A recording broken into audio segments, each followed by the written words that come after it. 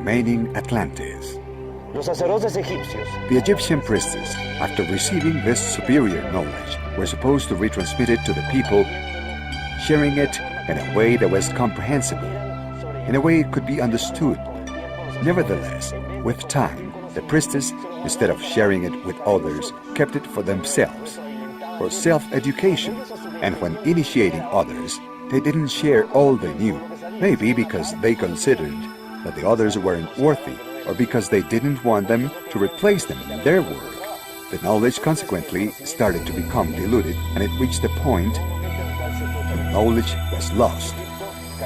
Egypt fell under the influence of these terrifying dark forces that tried to get humanity to forget. So after failing in working with a wide group of people and also with an elite of individuals, it was decided to work with one individual and to program his or her genetics. By chance, the chosen one was Abraham, psychic since birth. He used to easily have telepathic communication with these beings. And what is more, he was such an intelligent man with such broad judgment that he accepted at that time, when there were 1,000 commonly accepted gods, the idea of one single God, which was a very advanced concept. The idea became to program Abraham's line of descendants, and you can see very clearly that all through the sacred history there is evidence of serious genetic manipulations or interventions of these beings. For example, Abraham was not able to have children with Sarah. Nevertheless, with the help of those from above, they finally had Isaac. Isaac married Rebekah, but Rebekah was not able to have children either. Nevertheless, with the Lord's help, she conceived Jacob and Esau. Jacob married his cousin Leah, and then Rachel, the one who he really loved, but she was sterile too. But with the help of these beings from other worlds, she finally conceived Joseph, he of the premonitory dreams, he of the talent of prophecy, the one who interpreted the Pharaoh's dreams. Samson was the son of sterile parents, Samuel the same. Mary the Virgin was the daughter of Joachim and Anna. They were not able to have children. With intervention from the heavens, Mary is born, creating conditions for the birth of Jesus Christ, who was not an extraterrestrial, but an extraordinary terrestrial.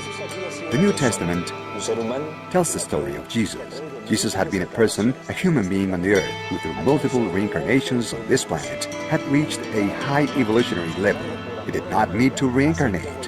However, out of love for humanity, he accepted his destiny to come back. He prepared himself for his 3 years of public life in such a way that a cosmic symbiosis took place in him, a transmigration by which a being from the category of the sons of God, a jealous, a shining one of the creator parents named Michael, fused with him, coexisted with him during those 3 years, keeping him company in the realization of his great mission.